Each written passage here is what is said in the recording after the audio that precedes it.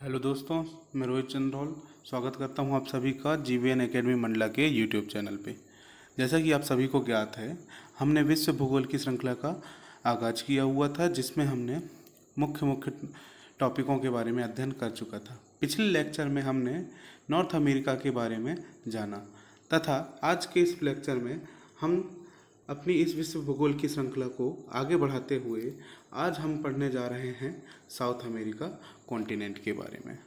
South America continent के बारे में हमें वन डे एग्ज़ाम के पर्सपेक्टिव से मुख्य मुख्य तथ्यों के बारे में अध्ययन करना है तथा साउथ अमेरिका के सबसे बड़े देश, सबसे ऊंची पर्वत श्रृंखला, सबसे लंबी नदी, मुख्य मुख्य फैक्ट है ना, ये सभी के बारे में हमको अध्ययन करना है। तो चलिए शुरू करते हैं साउथ अमेरिका के कॉन्टिनेंट के बारे में। तो जैसा कि आप सभी को पता है, यह विश्व का मैप है ना, यह वर्ल्ड मैप है, जिसमें वर्ल्ड मैप को अध्ययन करने हेतु एक काल्पनिक रेखा बीच से खींची गई, जिसकी उत्तर या ऊपर स्थित कॉन्टिनेंट या देशों को क्या कहा गया, नदर्न हेमिस्फीयर या उत्तरी गोलार्ध में स्थित देश है ना, और फिर जिसके दक्षिण में स्थित देश या कॉन्टिनेंट को क्या कहा गया, सदर्न हेमिस्फीयर या फिर दक्षिणी गोलार्ध में स्थित प्रमुख देश या महाद्वीप का कहा गया। तो ठीक है, साउथ अमेरिका की स्थिति कहाँ पे है, ये देख सकते हैं हम यहाँ पे है, जिसमें से हमारी कौन सी 0 डिग्री अक्षांश रेखा, जिसको हम कहते हैं भूमध्य रेखा या इक्वेटर रेखा, तथा 23.5 डिग्री दक्षिणी अक्षांश, जिसको हम किस नाम से जानते हैं, मकर रेखा। दो प्रमुख रेखाएं होकर गुजरती हैं, है ना। तो साउथ अमेरिका कॉन्टिनेंट से कौन कौन सी रेखाएं होकर गुजरती हैं, 0 डिग्री अक्षांश और 23.5 डिग्री दक्षिणी अक्षांश, जिसको मकर रेखा कहते हैं। तो भूमध्य रेखा और मकर रेखा साउथ अमेरिका कॉन्टिनेंट से होकर गुजरती है। चलिए, तो ये देख सकते हैं साउथ अमेरिका कॉन्टिनेंट की स्थिति। चलिए, इसमें हम मुख्य मुख्य तथ्यों के बारे में अध्ययन करेंगे, जिसमें से सबसे पहला फैक्ट हमारा आता है साउथ अमेरिका कॉन्टिनेंट का सबसे बड़ा देश। साउथ अमेरिका कॉन्टिनेंट का सबसे बड़ा देश कौन सा हो जाएगा, हमारा ब्राज़ील। देख सकते हैं यहाँ पे, ये हरे कलर के गहरे हरे कलर से दर्शाया हुआ है मैप में, कौन सा देश हो जाएगा हमारा, ब्राज़ील, जो कि साउथ अमेरिका का सबसे बड़ा देश है ना। और साउथ अमेरिका का सबसे छोटा देश पूछा जाता है, तो आप यहाँ पे देख सकते हैं एक देश है, यहाँ पे नाम विजिबल नहीं हो रहा है, नाम मैं लिख देता हूँ। इस देश का नाम है सूरीनाम। कौन सा, सूरीनाम। ये क्या है, साउथ अमेरिका की स्मॉलेस्ट कंट्री है ना। तो सबसे बड़ा देश और सबसे छोटा देश साउथ अमेरिका के हो गए। सबसे बड़ा देश कौन सा हो जाएगा हमारा, ब्राज़ील, और सबसे छोटा देश हो जाएगा सूरीनाम। चलिए, अब आगे बढ़ते हैं हम। अब साउथ अमेरिका की स्थिति के बारे में जान लेते हैं हम। तो इस मैप से हम साउथ अमेरिका की स्थिति देखेंगे विश्व में, है ना, कि साउथ अमेरिका के नॉर्थ में कौन सी जल राशि है, ईस्ट में कौन सी जल राशि है, वेस्ट में कौन सी जल राशि है, इन सभी तथ्यों के बारे में अब अध्ययन करेंगे। तो जैसा कि मैप से आप सभी देख सकते हैं, हम सभी देख सकते हैं मैप में कि साउथ अमेरिका की स्थिति ये हो गई। और अभी मैंने बताया कि था कि साउथ अमेरिका से कौन सी रेखा होकर गुजरती है, 0 डिग्री, जिसको हम भूमध्य रेखा कहते हैं, और 23.5 डिग्री, जिसको हम क्या कहते हैं, मकर रेखा। 23.5 डिग्री दक्षिणी अक्षांश, है ना।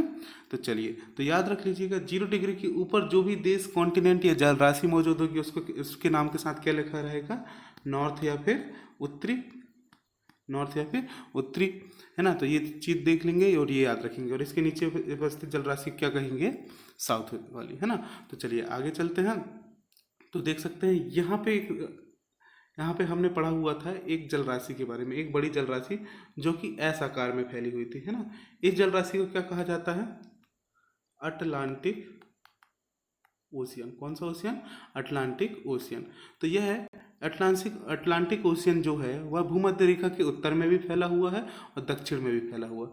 तो उत्तर वाली जल राशि को क्या कहेंगे हम, उत्तर में फैली हुई जल राशि क्या कहेंगे, नॉर्थ अटलांटिक ओशियन, और दक्षिण में फैली जल राशि क्या कहेंगे, साउथ अटलांटिक ओशियन, है ना। तो ये याद रखेंगे, है ना। या फिर ओवरव्यू में हम याद रख सकते हैं कि साउथ अमेरिका के ईस्ट साइड, ईस्ट वाले पोर्शन में कौन सी जल राशि मौजूद है, अटलांटिक ओशियन मौजूद है ना। वेस्ट में क्या मौजूद है, ये देख सकते हैं, ये कौन सा ओशियन है हमारा, पैसिफिक ओशियन, या इसी को कहा जाता है कौन सा ओशियन, प्रशांत महासागर। कौन सा महासागर, प्रशांत महासागर। यहाँ पे उत्तर में एक छोटी सी जलराशि या सागर मौजूद है जिसको क्या कहा जाता है, कैरेबियन सागर। कौन सा सागर, कैरेबियन सागर। और यहाँ पे दक्षिण में जलराशि मौजूद है, इस जलराशि को क्या कहा जाता है, दक्षिणी महासागर, या फिर इसी को कहा जाता है सदर्न ओशियन कहा जाता है। ठीक है, एक बार जलराशियों के बारे में फिर से देख लेते हैं। साउथ अमेरिका के ईस्ट में अटलांटिक महासागर, वेस्ट में पैसिफिक ओशियन या फिर प्रशांत महासागर, नॉर्थ में कैरेबियन सागर, और साउथ में सदर्न ओशियन है ना। तो 4 जलराशियाँ प्रमुख रूप से हो गई हमारी साउथ अमेरिका के चारों ओर। अब आगे बढ़ते हैं, इसी के श्रृंखला को आगे बढ़ाते हुए हम साउथ अमेरिका के कुछ वन लाइनर फैक्ट के बारे में पढ़ेंगे, है ना। तो जैसे कि साउथ अमेरिका की आकृति हमको किस आकार की दिख रही है, यह एक त्रिभुजाकार की आकृति है ना। तो ये वन डे एग्जाम में पूछा जाता है कि साउथ अमेरिका महाद्वीप की आकृति कैसी है, तो हमको याद रखना साउथ अमेरिका महाद्वीप की आकृति कैसी है, त्रिभुजाकार की है।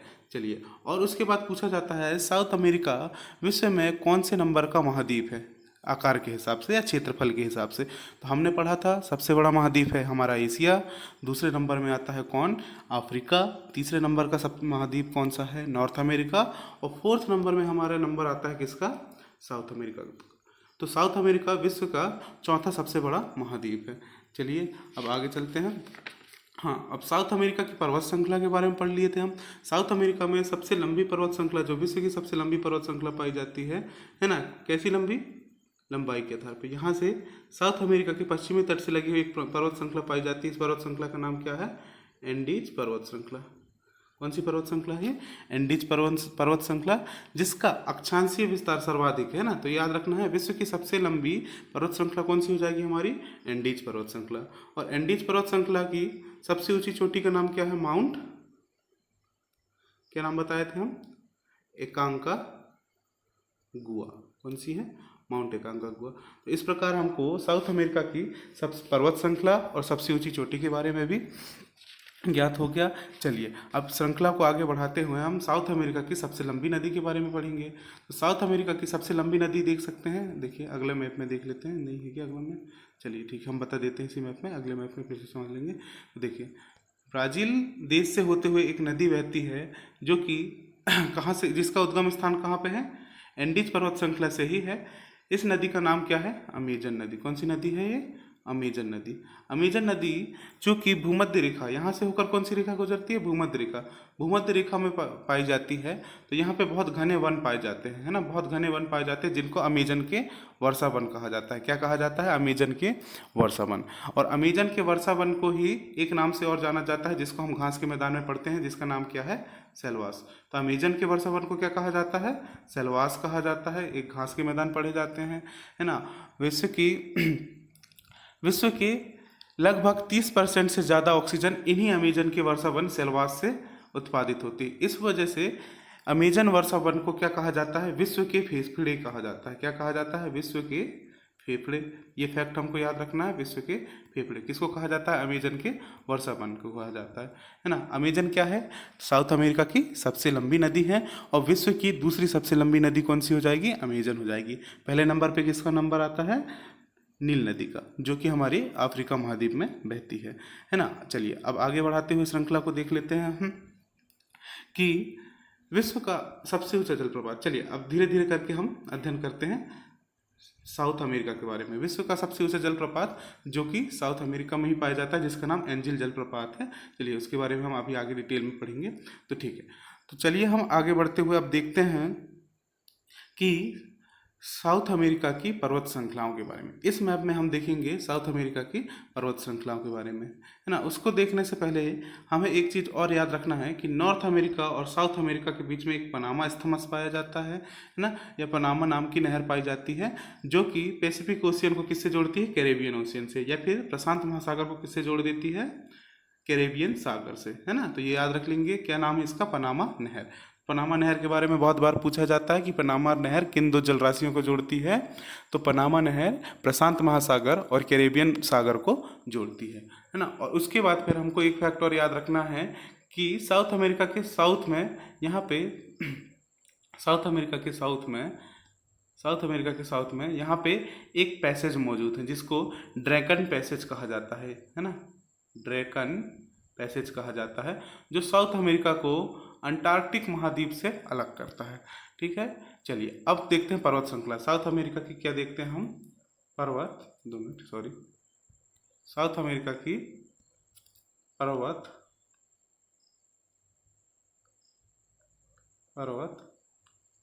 श्रृंखला। साउथ अमेरिका की प्रमुख पर्वत श्रृंखला। तो हम देखते हैं, हमने जैसा कि पढ़ा कि साउथ अमेरिका में हमारी एक ही पर मुख्य रूप से पर्वत श्रृंखला पाई जाती है, जिसका विस्तार इसके पश्चिमी तट के सहारे ऊपर से लगा के नीचे तक है। ये पर्वत श्रृंखला क्या कहलाती है, हमारी एंडीज पर्वत श्रृंखला। कौन सी है ये, एंडीज पर्वत श्रृंखला है ना। एंडीज पर्वत श्रृंखला में ही साउथ अमेरिका की सबसे ऊंची चोटी कौन सी, क्या नाम है इसका, माउंट एकांकागुआ मौजूद है। माउंट एकांकागुआ किस में मौजूद है, एंडीज पर्वत श्रृंखला में ही। और एंडीज पर्वत श्रृंखला का ही उत्तरी भाग है ना, इसका नाम कई बार अलग से पूछ लिया जाता है, तो ये हमको याद रख लेना है।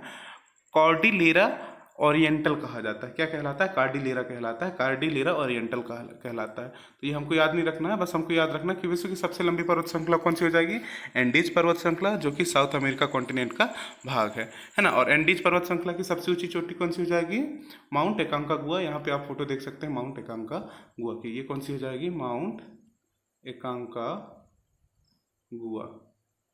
ना, माउंट एकांकागुआ। चलिए आगे चलते हैं। अब हम जानेंगे साउथ अमेरिका के प्रमुख रेगिस्तानों के बारे में। तो साउथ अमेरिका में मुख्य रूप से दो रेगिस्तानों के बारे में पढ़ा जाता है, जिनमें से एक रेगिस्तान का नाम क्या है, अटाकामा मरुस्थल। क्या नाम है, अटाकामा मरुस्थल, जो कि कैसा मरुस्थल है, उष्ण मरुस्थल है, या फिर गर्म रेगिस्तान है, या गर्म मरुभूमि है। मरुभूमि या मरुस्थल से की परिभाषा हम आपको बता दिए हैं पिछले लेक्चरों में। मरुभूमि उस भूमि को कहा जाता है जहाँ पे वर्षा प्रतिवर्ष 25 सेंटीमीटर से कम होती है, और वर्षा के इतने कम होने की वजह से वहाँ पे वनों का विकास नहीं हो पाता है। तो उस भूमि को क्या कहा जाता है, मरुभूमि या मरुस्थल कहा जाता है। तो साउथ अमेरिका में दो प्रमुख मरुस्थल पाए जाते हैं, अटाकामा मरुस्थल और पैटागोनिया मरुस्थल। तो अटाकामा मरुस्थल कैसा मरुस्थल है, उष्ण मरुस्थल है, मतलब कि कैसा है, ये गर्म मरुस्थल है। और पैटागोनिया कैसा है, शीतोष्ण मरुस्थल है, शीतोष्ण। ये शीतोष्ण कैसे हुआ है ना, ये शीतोष्ण मरुस्थल कैसे हुआ, क्योंकि यहाँ से होकर कौन सी रेखा गुजरती है, हमारी मकर रेखा। और मकर रेखा के नीचे का क्षेत्र क्या कहलाता है, शीतोष्ण क्षेत्र कहलाता है ना। हमको बस ये याद रखना है कि कर्क रेखा और मकर रेखा के बीच वाला भाग ही उष्ण जोन कहलाता है, और कर्क रेखा के ऊपर और मकर रेखा के नीचे वाला भाग क्या कहलाएगा, हमारा शीतोष्ण जोन कहलाएगा, है ना। तो ये जोन क्या कहलाता है, हमारा पूरा शीतोष्ण जोन। तो यहाँ पे पाए जाने वाले मरुस्थल कैसे होंगे, शीतोष्ण मरुस्थल होंगे। चलिए, तो दो मरुस्थल हो गए मुख्य रूप से हमारे साउथ अमेरिका के। कौन कौन से दो मरुस्थल हो गए, एक हो जाएगा हमारा अटाकामा, और दूसरा कौन सा हो जाएगा हमारा, पैटागोनिया, है ना, पैटागोनिया। चलिए, पैटागोनिया कहाँ पे है, अर्जेंटीना में मौजूद है, देख सकते हैं मैप में। और अटाकामा कहाँ पे, एंडीज पर्वत श्रृंखला के बीच में मौजूद है। चलिए, चिली देश में मौजूद है। चलिए आगे चलते हैं, 2 मिनट में फिर से स्टार्ट कर रहा हूँ इसको। चलिए आगे चलते हैं, है ना। कई बार स्क्रीन फ्रीज हो जाती है, इसके लिए माफ़ी चाहते हैं। चलिए, तो हमने जान लिया साउथ अमेरिका के प्रमुख मरुस्थलों के बारे में। अब मरुस्थल के बाद हम आगे बढ़ते हुए जानते हैं कि, चलिए एक फैक्ट और याद रखेंगे मरुस्थल में हम, कि अटाकामा मरुस्थल किसके लिए विख्यात है। अटाकामा मरुस्थल नाइट्रेट उत्पादन के लिए विख्यात है। किसके लिए, नाइट्रेट उत्पादन के लिए विख्यात है। चलिए अब आगे बढ़ते हैं, हम आगे चलते हुए श्रृंखला को आगे बढ़ाते हुए अब जानेंगे साउथ अमेरिका के प्रमुख घास के मैदानों पे। देख सकते हैं ये है हमारा अटाकामा मरुस्थल। ये कौन सा है, अटाकामा, है ना। देख यहाँ पे हम चित्र देख के बता सकते हैं, या फिर पिक्चर देख के बता सकते हैं कि यह मरुस्थल कैसा है, उष्ण या फिर गर्म मरुस्थल है। कैसा है, उष्ण या फिर गर्म मरुस्थल। अगली पिक में देख सकते हैं, यह है कौन सा, पैटागोनिया का मरुस्थल। किसका है, पैटागोनिया, है ना। पिक्चर में देख के हम बता सकते हैं कि यह मरुस्थल कैसा है, शीतोष्ण है ना, शीतोष्ण। चलिए आगे चलते हैं, आगे बढ़ाते हुए श्रृंखला को। अब हम जानेंगे साउथ अमेरिका के प्रमुख घास के मैदानों के बारे में, है ना। साउथ अमेरिका के प्रमुख घास के मैदानों के बारे में तो देख सकते हैं, हमने आपको बताया था कि हमने घास के मैदानों पे एक अलग वीडियो बनाई हुई है जिसमें हमने विश्व के प्रमुख घास के मैदानों के बारे में विस्तार से चर्चा की हुई है। चलिए, तो इसमें हम बताएंगे हम आपको सिर्फ साउथ अमेरिका के घास के मैदान। तो साउथ अमेरिका में 4 प्रकार के के मैदान मुख्य रूप से पढ़ा जाता है ना। 4 प्रकार के घास के मैदान मुख्य रूप से पढ़ा जाता है, लेकिन हम आज यहाँ पे साउथ अमेरिका में 5 घास के मैदान पढ़ेंगे। एक घास के मैदान थोड़ा डिटेल में पढ़ा जाता है, ठीक है। तो साउथ अमेरिका के घास के मैदान सबसे पहले हमको पढ़ना है लानोज घास के मैदान। कौन से घास के मैदान? लानोज घास के मैदान। ये देख सकते हैं यहाँ पे मैदान पाया जाता है जिसको क्या कहा जाता है? लानोज घास के मैदान। अब देखते हैं अमेजन नदी के प्रवाह क्षेत्र या अमेजन नदी के अपवाह क्षेत्र में वर्षा वन या घास के मैदान पाए जाते हैं। इनको क्या कहा जाता है? सेल्वास। ये याद रखेंगे, ये वन लाइनर कई बार पूछा जाता है कि अमेजन वर्षा वन या अमेजन नदी के प्रवाह क्षेत्र में पाए जाने वाले घास के मैदानों को क्या कहा जाता है? तो अमेजन वर्षा वन के अमेजन नदी के प्रवाह क्षेत्र में पाए जाने वाले वर्षा वन सेल्वास कहलाते हैं। उसके बाद हमको एक नाम और याद रखना है जो ब्राज़ील में पाए जाते हैं। इसको क्या कहा जाता है? कंपास या कंपोज कहा जाता है। कंपास या कंपोज घास के मैदान कहा जाता है ना, ये याद रखेंगे। और उसके बाद एक, ठीक है, ये तीनों घास के मैदान लानोज है ना, लानोज, सेल्वास और कंपास, तीनों घास के मैदान कैसे घास के मैदान हैं? उष्ण कटिबंधीय घास के मैदान, मतलब कि गर्म घास के मैदान है ना। याद रखेंगे कैसे घास के मैदान है तीनों? उष्ण कटिबंधीय। इनके अलावा एक घास का मैदान और पाया जाता है जिसको कहा जाता है पंपास घास के मैदान, जो कि कहाँ पाया जाता है? अर्जेंटीना में। कहाँ पे? अर्जेंटीना में। जो कि कैसे घास के मैदान है? शीतोष्ण घास के मैदान। तो याद रखेंगे साउथ अमेरिका में 3 उष्णकटिबंधीय घास के मैदान तथा एक शीतोष्ण घास के मैदान पाया जाता है जिसको क्या कहा जाता है? पंपास। ठीक है, कौन कौन से घास के मैदान पढ़ लिए हमने? लानोज, सेल्वास, कंपास और पंपास, है ना। तो 4 घास के मैदान हो गए। इनके अलावा एक घास का मैदान और पढ़ा जाता है जो मिश्रित रूप का घास का मैदान होता है, जो कि साउथ अमेरिका में पाया जाता है, जिसका नाम क्या है? ग्रीन चाको घास के मैदान, है ना। ग्रीन चाको घास के मैदान, ग्रीन चाको घास के मैदान ना। ग्रीन चाको का शाब्दिक अर्थ होता है आखेट की भूमि। आखेट मतलब समझ गए आप सब, ऐसा शिकार की भूमि, है ना, शिकार की भूमि, है ना। तो पूछा जाता है कि निम्नलिखित में से किस घास के मैदान को शिकार की भूमि कहा जाता है? याद रखना ग्रीन चाको यहाँ पे कहाँ पे पाया जाता है? अर्जेंटीना और ब्राज़ील की सीमा, यहाँ पे पराग्वे आदि देशों में फैला हुआ है ग्रीन चाकू घास के मैदान, जिसको क्या कहा जाता है? हंटिंग लैंड कहा जाता है या आखेट की भूमि या शिकार की भूमि। तो 5 घास के मैदान कौन कौन से होगा? एक बार ब्लैंक मैप में प्रैक्टिस करेंगे हम सबसे पहले, है ना। तो देख लेते हैं कौन कौन से घास के मैदान पढ़े हैं हमने साउथ अमेरिका में। देख सकते हैं यहाँ से होकर गुजरती है हमारी कौन सी रेखा? 0 डिग्री, और इधर कहीं से होकर गुजरती है हमारी कौन सी? 23.5 डिग्री ना। अब देख सकते हैं यहाँ पे कौन सा घास का मैदान पढ़े थे हम? बताओ सबसे उत्तर में लानोज। कौन सा पढ़े थे? लानोज घास के मैदान, है ना। उसके बाद अमेजन वर्षावन के या अमेजन नदी के प्रवाह क्षेत्र में एक घास के मैदान पाए जाते हैं जिसको क्या कहा जाता है? सेल्वास घास के मैदान। कौन से घास के मैदान? 2 मिनट। सेल्वास घास के मैदान, है ना। उसके बाद फिर ब्राज़ील में एक घास के मैदान पाए जाते हैं जिसको क्या कहा गया? कंपोज या कंपास घास के मैदान। दोनों नाम याद रखेंगे, कंपोज भी बोला जाता है और कई बार कंपास भी बोला जाता है ना। कंपास घास के मैदान। उसके बाद यहाँ पे एक घास के मैदान पाए जाते हैं अर्जेंटीना वाले क्षेत्र में जिसको क्या कहा जाता है? पंपास घास के मैदान।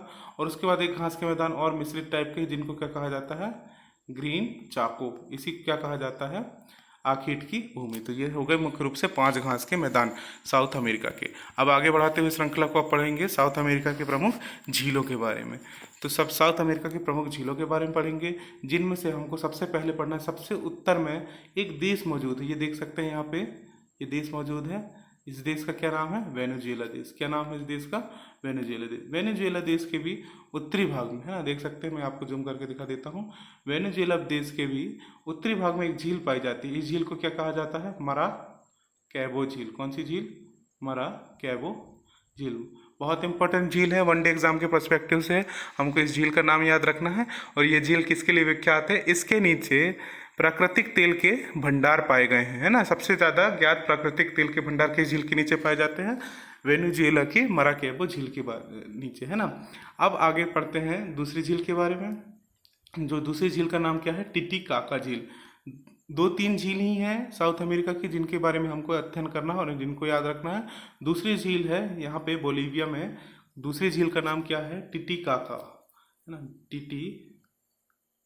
दो मिनट, फिर से लिख देते हैं, 2 मिनट। कौन सी झील है? टिटिकाका झील। कहाँ पर मौजूद है? बोलीविया में मौजूद है ना, जो कि किसका? रॉकी माउंटेन में स्थित है ना। टिटिकाका के बारे में फैक्ट ये याद रखना है कि विश्व की सर्वाधिक ऊंचाई पर नौकायान वाली झील। कौन सी वाली झील? नौकायान वाली झील। नौकायान वाली झील कौन सी हो जाएगी? टिटिकाका झील हो जाएगी। विश्व की सर्वाधिक ऊंचाई पर नौकायान वाली झील कौन सी हो जाएगी? टिटिकाका झील। टिटिकाका झील के नीचे यहाँ पे एक झील मौजूद है जिसको कहा जाता है पोपो झील। कौन सी झील? पोपो झील या फिर पूपो झील कहा जाता है। कई बुक में पूपू लिखा हुआ रहता है ना, तो ये झील का नाम याद रखेंगे। उसके बाद आप देख सकते हैं यहाँ पे एक लेगुन आकृति बनी हुई है। लेगुन किसको कहा जाता है? वे जलराशियाँ या वे झील जो तीन और किससे घिरी हुई हैं? समुद्र से, तीन और स्थलखंड से घिरी हो और इसका एक मुख इधर खुला हो, समुद्र या बड़ी जलराशि में खुला हो, है ना, जिसको क्या कहा जाता है? लेगून कहा जाता है। तीन और स्थलखंड से, ये स्थलों से घिरी हुई है और ये जलराशि है जो तीन और किससे घिरी हुई है? स्थलखंड से, और एक और किस, इसका मुंह कहाँ पे खुला हो? समुद्र या बड़ी जलराशि में। तो ऐसी झीलों को कहा जाता है लेगून झील। तो विश्व की सबसे बड़ी लेगून झील पूछा जाता है जो कि साउथ अमेरिका में स्थित है। इसका नाम है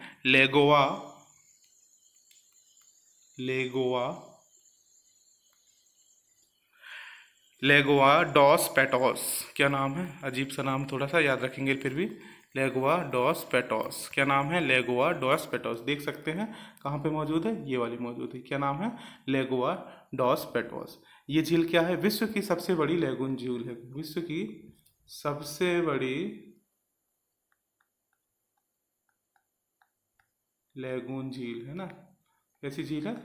लेगून। लेगून का मतलब समझ गए? तीन और स्थलखंड से घिरी और एक और किसमें, जिसका मुंह कहाँ पे खुला हो? समुद्र में खुला हो। वो जलराशि क्या कहलाती है? लेगून झील कहलाती है ना। तो मुख्य मुख्य झील हो गई साउथ अमेरिका की। कौन कौन सी देख लिए हम? यहाँ पे कौन सी झील मौजूद है बताइए? यहाँ पे कौन सी झील है? मराकैबो। कौन सी झील है? मराकैबो। 2 मिनट, मेरा एनोटेशन नहीं चल रहा। मराकैबो झील, है ना। यहाँ कौन सी झील है? मराकैबो झील। उसके बाद बोलीविया में कौन सी झील पाई जाती है? टिटिकाका। कौन सी झील है? टिटिकाका झील। उसके बाद यहीं पे नीचे एक झील पाई जाती है जिसका नाम क्या है? पोपो झील है। और विश्व की सबसे बड़ी लेगून झील यहाँ पे पाई जाती है जो ब्राजील में पाई जाती है। इसका नाम क्या है? लेगोआ डॉस पैटोस। लेगोआ डॉस पैटोस। तो 4 झील मुख्य रूप से याद रखना है। मराकैबो के बारे में क्या फैक्ट है? मराकैबो क्या है? प्राकृतिक तेल का भंडार वाली झील है जो कि वेनेजुएला में पाई जाती है। टिटिकाका क्या है? विश्व की सर्वाधिक ऊंचाई पर नौकागम्य झील है जो कि वेनेजुएला में मौजूद है। पोपो झील के बारे में कोई फैक्ट याद नहीं रखना है। लेगोआ डॉस पैटोस के बारे में याद रखना है कि विश्व की सबसे बड़ी कैसी झील है? लेगून झील है। चलिए आगे चलते हैं। झीलों के बारे में भी हो गया। अब साउथ अमेरिका की प्रमुख नदियों के बारे में याद रखना है। साउथ अमेरिका में वैसे तो बहुत सारी नदियों का प्रवाह होता है, लेकिन हमें हर एक नदी के बारे में अध्ययन नहीं करना है। हमको सिर्फ साउथ अमेरिका की मुख्य नदी के बारे में अध्ययन करना है जिनसे एग्जाम में हमेशा क्वेश्चन बनते हैं।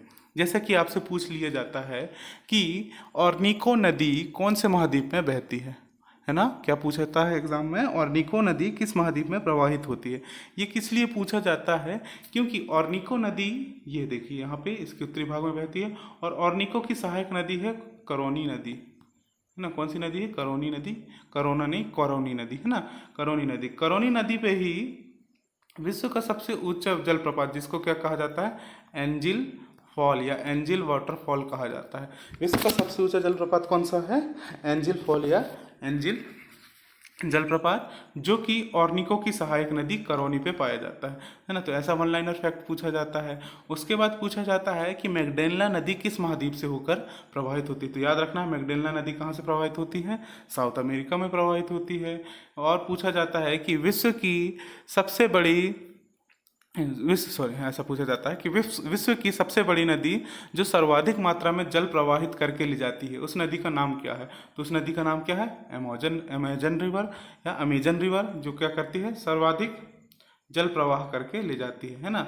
और विश्व की, और आपसे पूछा जाता है कि विश्व की दूसरी सबसे बड़ी नदी कौन सी है। तो विश्व की दूसरी सबसे बड़ी नदी भी कौन सी हो जाएगी, अमेजन नदी है ना, अमेजन नदी है ना। और फिर आगे चलते हैं, पूछता है अमेजन नदी की सहायक नदी है ना, अमेजन नदी की सहायक नदी पूछता है आपसे। अधिकतर एग्जाम में क्या पूछता है, अमेजन नदी की सहायक नदी। तो मेडीरा नदी याद रखना है हमको, कौन सी, मेडीरा नदी।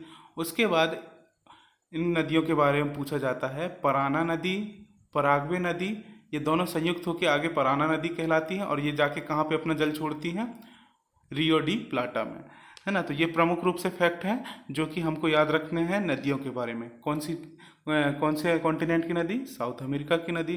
ठीक है, तो चलिए सबसे पहले हम पढ़ते हैं अमेजन नदी के बारे में। अमेजन नदी के बारे में, अमेजन नदी विश्व की दूसरी सबसे लंबी नदी है ना। अमेजन नदी क्या है, विश्व की सेकेंड लार्जेस्ट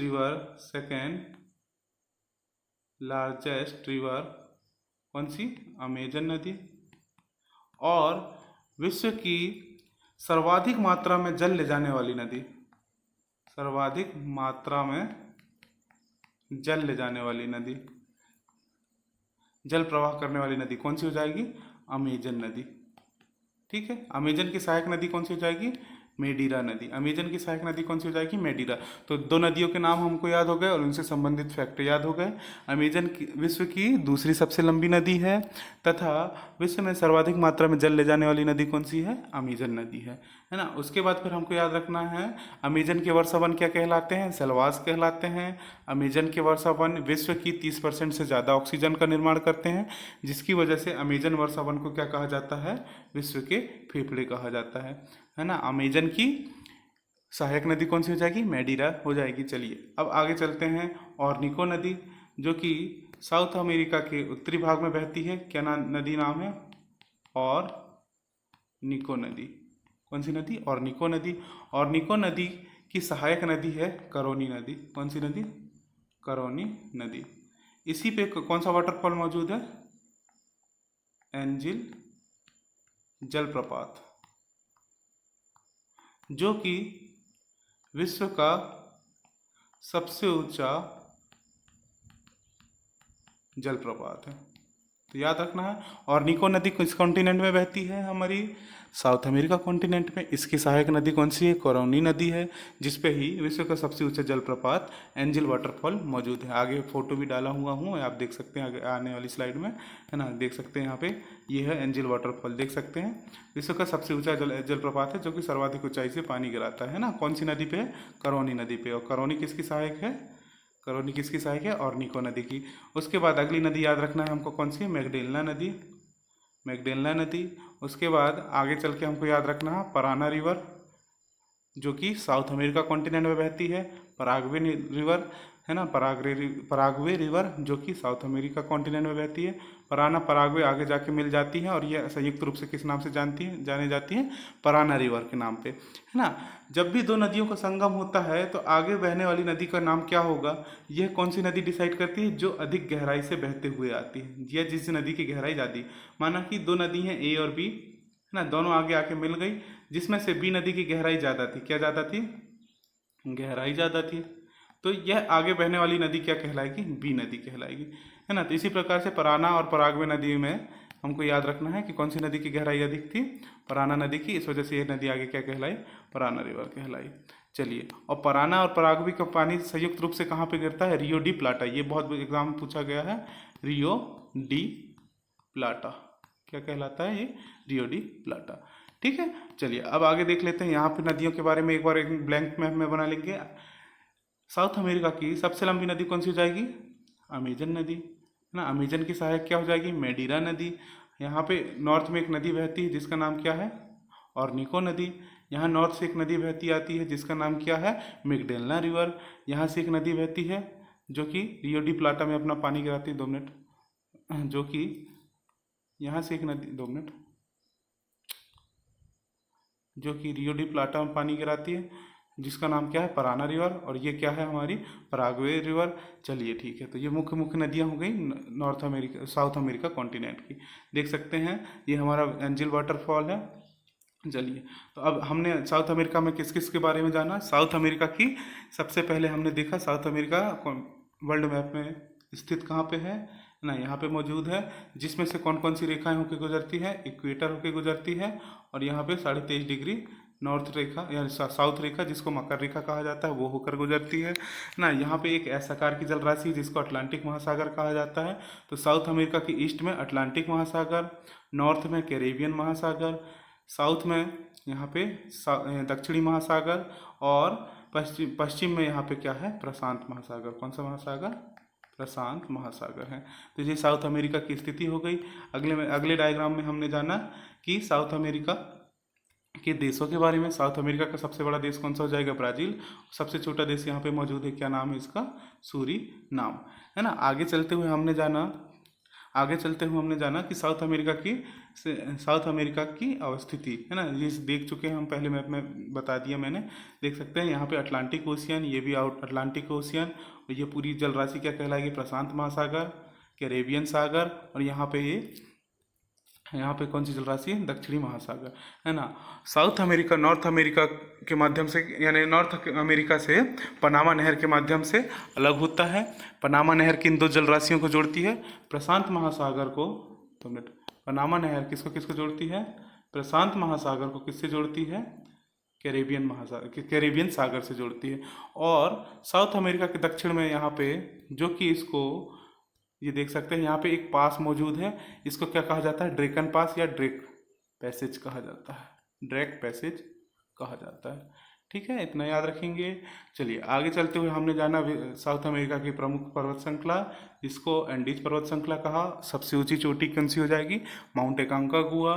चलिए आगे चलते हुए हमने देखा माउंट एकांकागुआ के बारे में। उसके बाद फिर हमने साउथ अमेरिका के प्रमुख रेगिस्तानों के बारे में जाना। साउथ अमेरिका में मुख्य रूप से 2 रेगिस्तान पाए जाते हैं। एक रेगिस्तान का नाम है अटाकामा मरुस्थल, जो कि गर्म मरुस्थल है, और एक रेगिस्तान का नाम है पेटागोनिया, जो कि अर्जेंटीना में मौजूद है, शीत मरुस्थल है। फिर हमने देखा ये अटाकामा मरुस्थल की फोटो। उसके बाद फिर हमने जाना ये देख सकते हैं पेटागोनिया मरुस्थल के बारे में। फिर हमने घास के मैदानों के बारे में जाना, जिनमें से 3 हमारे उष्ण घास के मैदान, एक हमारा शीतोष्ण घास का मैदान, और एक घास का मैदान है कैसा? मिश्रित रूप का। मिश्रित रूप के घास के मैदान को ग्रीन चाको कहा जाता है, जिसको आखेट की भूमि या हंटिंग लैंड कहा जाता है। उसके बाद फिर हमने जाना लानोज घास के मैदान के बारे में, है ना। अमेजन वर्षावन जहाँ पे पाए जाते हैं जिनको सेल्वास घास के मैदान कहा जाता है। ब्राज़ील में घास के मैदान पाए जाते हैं जिनको कंपोज घास के मैदान कहा जाता है। और अर्जेंटीना में पाए जाने वाले घास के मैदान को पंपास घास के मैदान कहा जाता है, ठीक है। घास के मैदान हो गए हमारे साउथ अमेरिका के। अब साउथ अमेरिका की प्रमुख झीलों के बारे में जाना। साउथ अमेरिका के सबसे उत्तर में एक देश मौजूद है जिसको वेनेजुएला कहा जाता है। वेनेजुएला में एक झील मौजूद है जिसको मराकेबो झील कहा जाता है, जो कि प्राकृतिक तेल के भंडार के लिए विश्वविख्यात है। उसके बाद अगली झील के बारे में जाना, जो कि बोलिविया में मौजूद है, जिसका नाम है टिटिकाका झील, जो कि विश्व की सर्वाधिक ऊंचाई पर स्थित क्या है? सर्वाधिक ऊंचाई पर स्थित नौकागम्य या नौकायान करने वाली झील है। फिर अगली झील यहीं पे हमने देखा पोपो झील, और उसके बाद एक झील के बारे में और पढ़ा जिसका नाम हमारा क्या है? लेगोआ डेस पेटोस, जो कि विश्व की सबसे बड़ी लेगून झील है। अब आगे चलते हुए झीलों के बाद हमने अध्ययन किया नदियों के बारे में, जिनमें से हमने जाना कि